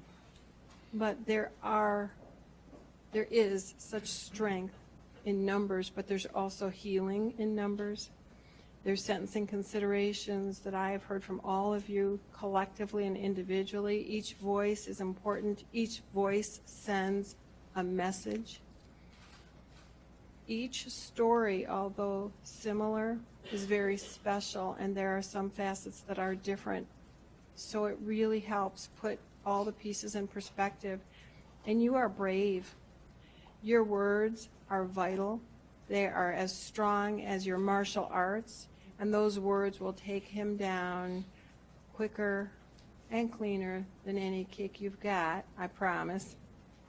This predator is not going to be protected by his lies and his methods anymore.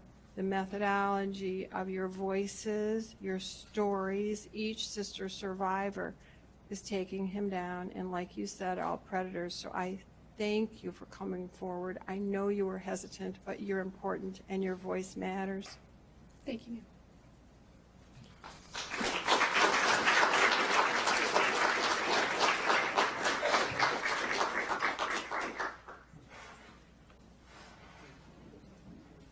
Next.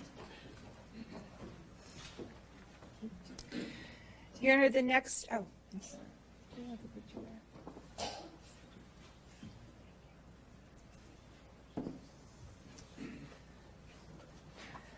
Your Honor, the next three survivor statements will be read on behalf of those survivors who are not able to be here today. The first, she has asked us to identify her by her maiden name. That name, is that correct? Make sure this is correct. We can say the last name?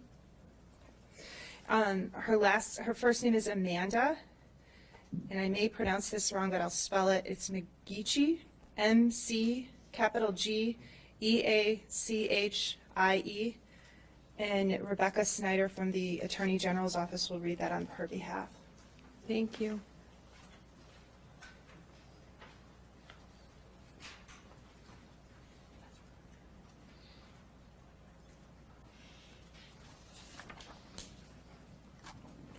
Thank you. You may proceed. You want me to spell her name? It was just spelled. I'm Perfect. assuming Amanda is the regular spelling, A-M-A-N-D-A. Yeah. You may proceed. My name is Amanda Meinke. I'm a 27-year-old Canadian female from Victoria, BC. I was a member of the Michigan State University women's varsity rowing team from the age of 17 to 21, and I attended MSU from 2008 to 2012. I was sexually assaulted by Larry Nassar. First, I want to thank all the women who have come before me for giving me the strength to do this. Specifically, I want to thank my teammates. During this process, I wanted to remain anonymous. I wanted only those who I choose to tell to know I was a survivor. However, in the last 2 weeks, I found out that there is an MSU investigator who is calling my past teammates and asking them about my and many other survivors' injuries, treatments, and other private medical details. I have been outed. I have no control over this. The one thing I have control of is to let my voice be heard. My time at MSU was filled with many experiences. Some of the highest of highs and lowest of lows were experienced during those 4.5 years at MSU. Some of the highlights included winning 3 Big Ten titles in the fastest boat in the program, along some of the most incredible women I have ever had the pleasure of calling my teammates, and more importantly, friends. Some of those incredibly strong, fierce, and intelligent women were torn down by you, Larry. You managed to prey on those of us who were extremely vulnerable and desperate to get back to racing. Those of us who would do anything not to be in physical pain anymore. You took advantage of our determination to represent our school and race alongside our teammates.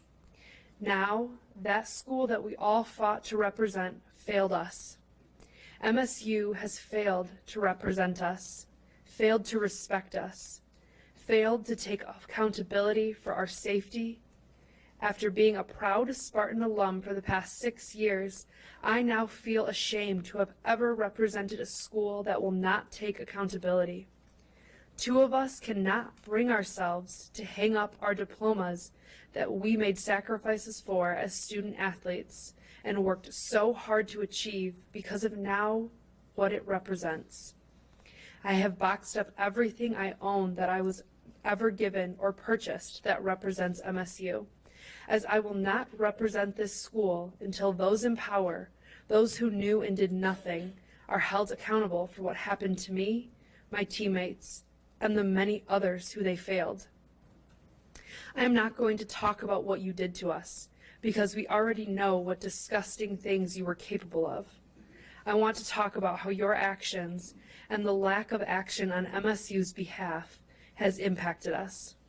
For the record, 2 of my teammates told 2 separate sports medicine psychiatrists about what you were doing. As we all know, nothing was done.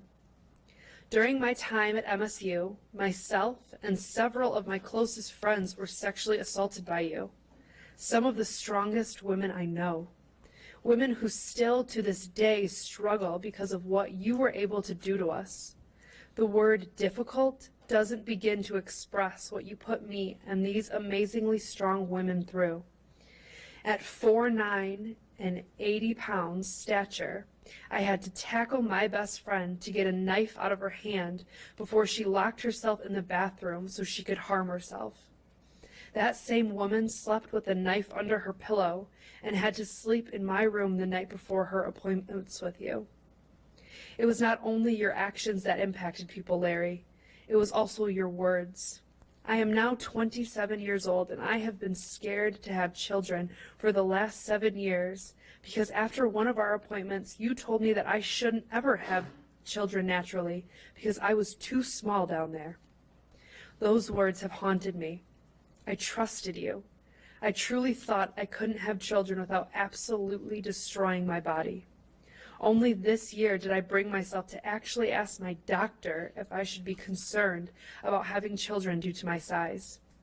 After looking at me like I was a bit odd to even think that, she reassured me that no, I shouldn't be worried about having children. I want to echo what has already been said and say that we are strong and you are nothing. We are powerful and you are powerless. We will destroy you like you tried to destroy us. We are a force that ought not to be reckoned with, and unlike us, you will not recover from this. This will forever be your story. We will write our own stories of strength and go on to accomplish great things. You will do nothing. Your story goes no further. Thank you. And as to Amanda, I want her to know I've heard her, and her words empower others, and it's really a call for change. And since all of these voices have come forward, change is happening. People are being released. Businesses are closing. So each voice matters, and I appreciate her coming forward. Next.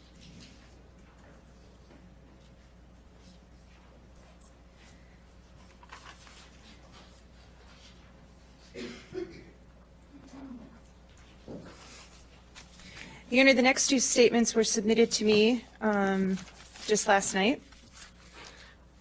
I will say that they have both requested to be anonymous, but they have asked that the live stream this, as I know they're watching this with their coaches. And they are collegiate athletes, and we will identify them as number 177 first, and that's going to be read by Ms. Rebecca Snyder from our office.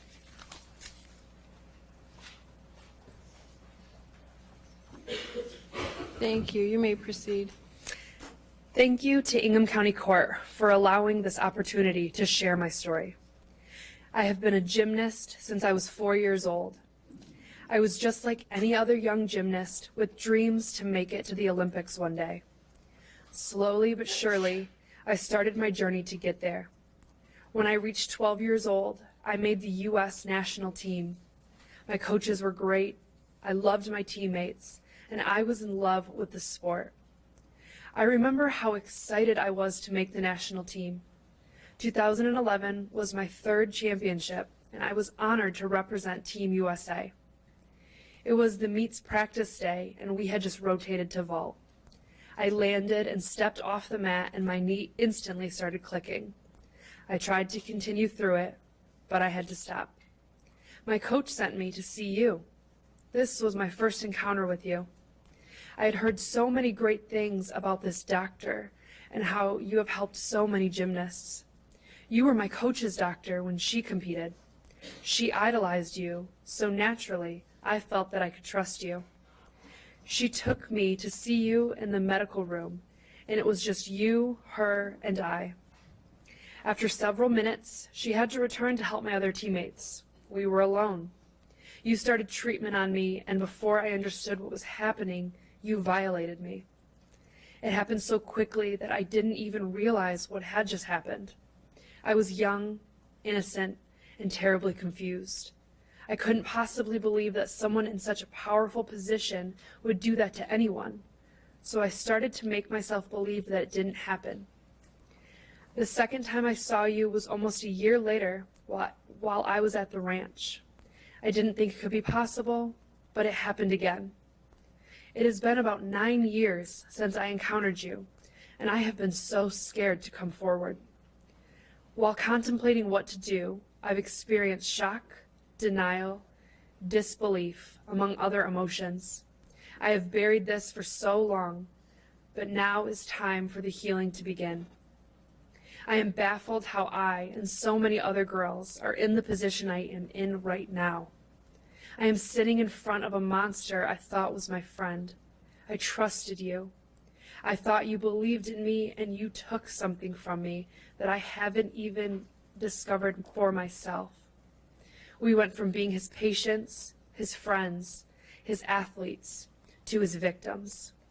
I was just another body to use for his sick desire. Do you even remember what you did? Do you remember each girl? And do you feel any sort of remorse for the pain you caused us? You will never be outside of jail for the rest of your life. There is no doubt that the Honorable Rosemary Aquilina will add to your current 60-year sentence. Others need to answer for allowing you to practice your sick treatments unabated for so many years. High on this list is USA Gymnastics, who were trusted to give us the medical treatments needed to pursue our goals of representing the U.S. For me, the long-delayed healing process begins. Sharing my story is one of the first steps. I am confident I will put this in a proper place in my mind and move on to start accomplishing my goals. I'm excited for the life I have been preparing for. Thoughts of you will not keep me from accomplishing and living my life. We who are sharing our horrific interactions with you are forcing a change for better for the many young athletes with dreams and goals. Victim 177, I know you're listening. I thank you for that statement. You are a survivor. You are very strong, and I thank you for unearthing this horrible story, but you're right. The healing starts now. You are a voice for change, and you join your sister survivors. I appreciate you. Thank you. I applaud you. Next. The next survivor statement you'll hear from is from victim number 178. She is also a collegiate athlete and approached me last night and asked to have this read. And Ms. Liddell will be reading that. I understand she is watching somewhere through the live stream.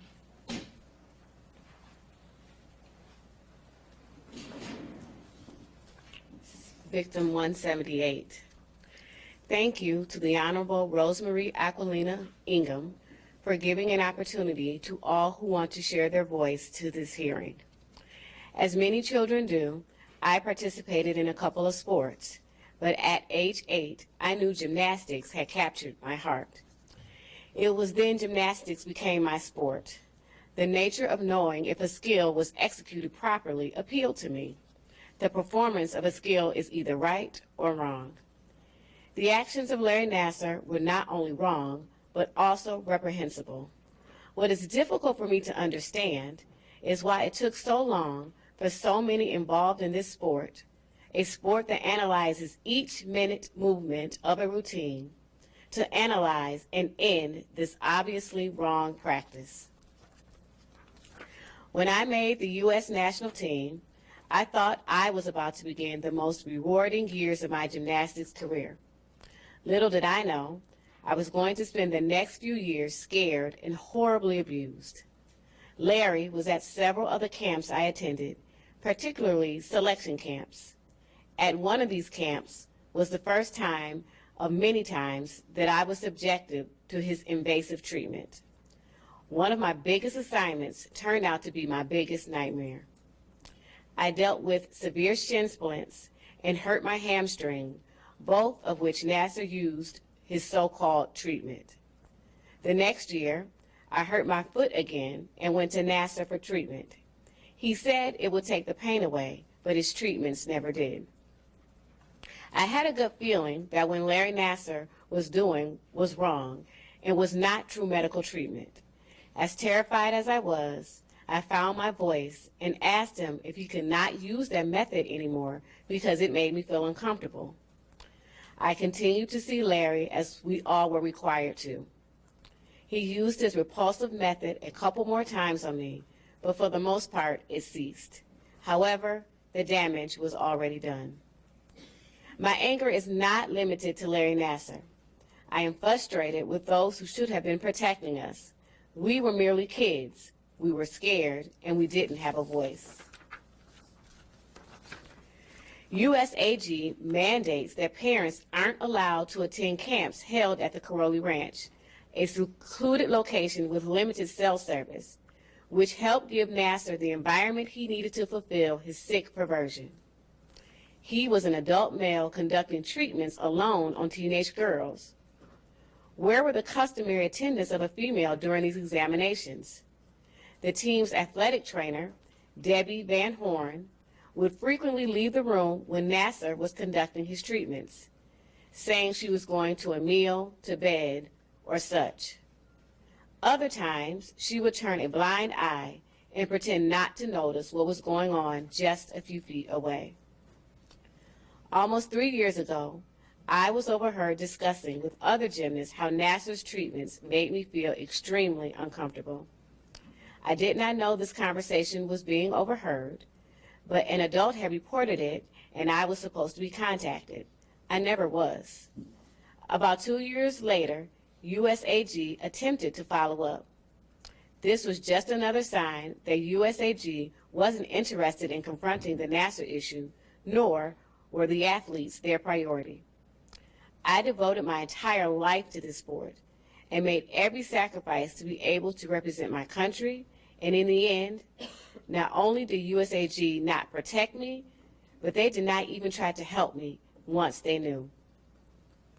After hearing statements from the many who suffered because of his treatment, I realized Larry Nassar has been abusing young women under the guise of treatment for many years. I hope this court will give him the maximum sentence, and I know in the end he will answer to even a higher judgment. To Larry, you violated my body, but you will never affect my mind or spirit. The stories of others who have moved past your shameful brand of medicine inspire me. This is something that will be with me forever, but I will not let it limit me. This will make me stronger as I move into and beyond the light of recovery. Because Larry Nassar, you put me through hell, but you will never kill the light inside of me. I won't give you that kind of power. Thank you, Victim 178. You're listening. You are also an inspiration to others, talking about what you phrase as reprehensible acts, which they are, will help others to heal and to recognize what's happened. Your words, the strength that you have in them, will provide the reward of healing and change, and I hope help the nightmares go away for yourself and for countless others. We know we haven't heard from everyone. Your voice protects others. I've heard it, and I will consider it at sentencing. Thank you. Thank you, Your Honor.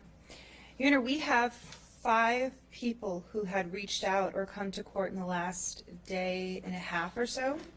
I had included them on our list of today's, 160. They have not shown in court. They have not given us an indication of any difficulties. I have reached out to them via email and will intend to submit their statements to the court on their behalf, but it does not appear as though they are here today to deliver those statements. With that being said, Judge, we have 3 additional victim impact statements. At the request of those 3 survivors, they have asked if they might be able to go together, and 2 of those are charged victims. So at this point, I am asking if the court would go into recess until tomorrow morning so that we may start fresh and hear from those 3 survivors and proceed forth with.